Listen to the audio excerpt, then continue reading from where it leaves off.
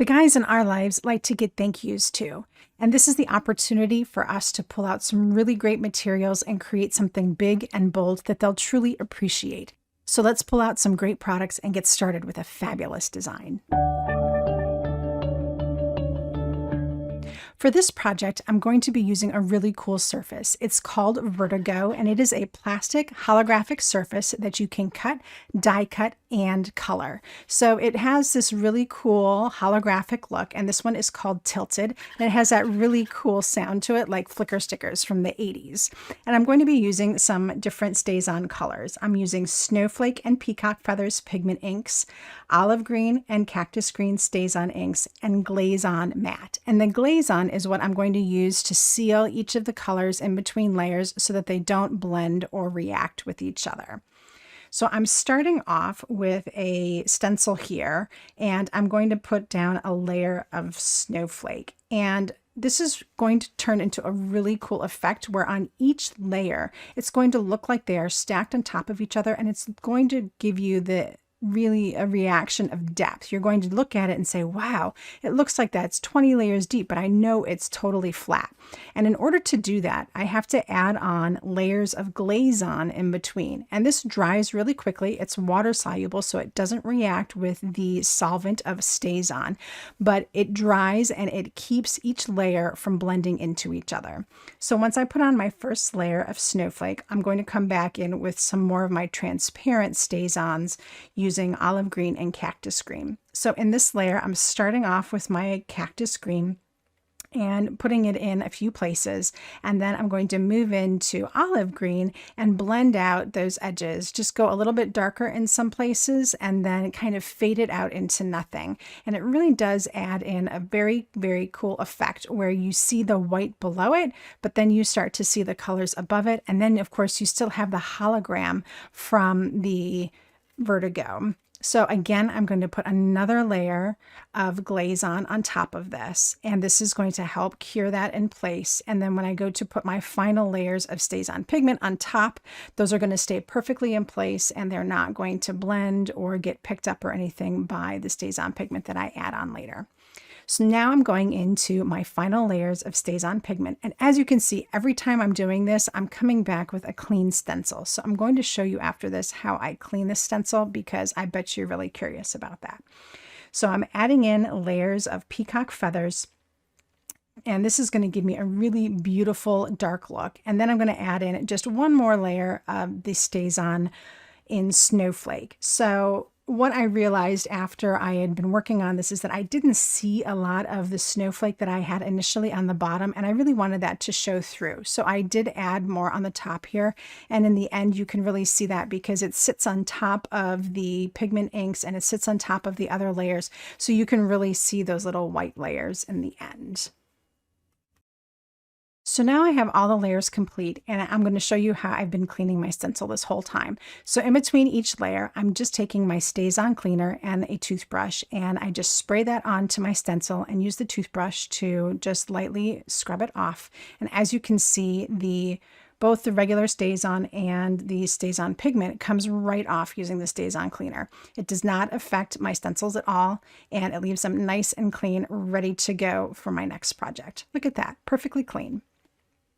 So now I'm going to put this whole project together, and I die cut that whole piece using a large thank you die, and I'm going to use my on-point glue to add pieces of the Vertigo onto a piece of white cardstock that I also cut out. Now I did this because I didn't want any of the green that I'm going to eventually use for my backdrop to show through the Vertigo. I wanted to keep that nice white look to it. So I die cut this white piece with the same die as the Vertigo, and adding on the on-point glue, I'm able to connect the two together without any of the glue showing through. So I can just line up all of those little bits that poke down into the letters and get that all lined up and then it's going to dry pretty quickly. By using the On Point glue, I do have a little bit of wiggle room because it doesn't dry so fast. So I can move things around and get them all positioned properly and make sure that everything is lined up perfectly. So now I'm going to go ahead and add in the bottom. And it's just the same thing. I'm adding some On Point glue to the white and then just doing a little bit of a border around the piece of Vertigo and adding that into the white cardstock. So once I have everything in position, I'm able to sit and let it dry and then come back and work on putting it all together. So what I did is I took that white piece that was left over from the die cut, and I'm using this as a spacer. So I'm going to just temporarily attach this with some Post-it tape to make sure that I have everything spaced properly. And this will make sure that I end up getting that 4 by 5 1/4 piece that I'm looking for.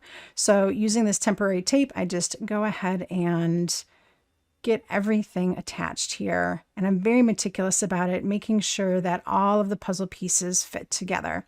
Now I haven't put the center pieces in yet. I will take care of that once I get it attached to my card base and the green background that I'm going to use.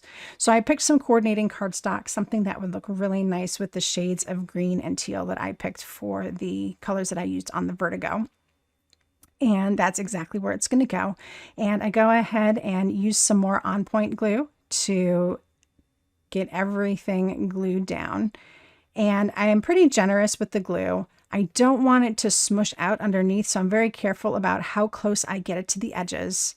And I'm going to actually put down a acrylic block on top to make sure that everything gets a chance to really stick to the cardstock below and not pop up.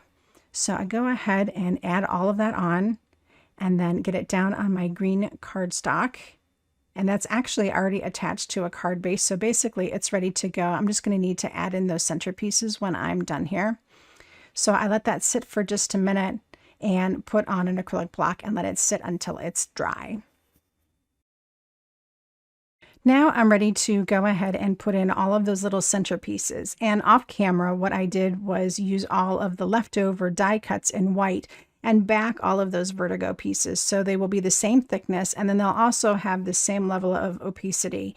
And again, I'm just using some On Point glue, and I use my tweezers here a little bit to make sure that I can get some precision placement and I don't get a whole bunch of On Point glue all over my fingers. So I'm going and adding in all these little pieces. Now the thanks in the center in the white is not glued down. I'm actually going to pull that out when I'm done getting all these little center pieces in place. And I don't want to wait too long, just in case any of that glue happens to get in underneath it.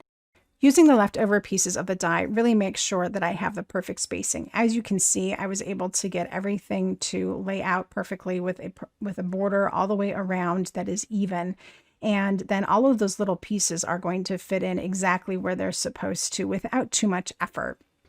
All right, so now that I have everything put down, you can see that very carefully I start pulling up that white center piece. And I use my tweezer to keep those little insides stuck in place while I pull the white up around it. Now I was actually careful enough to get the thanks out in one piece, and I was able to use it with that leftover piece of Vertigo to create another element for another card at a different time. So now that I have all the pieces, that's all there is to the card. Pairing Vertigo with StazOn and stencils is really a unique approach that creates amazing depth and really, really interesting looks.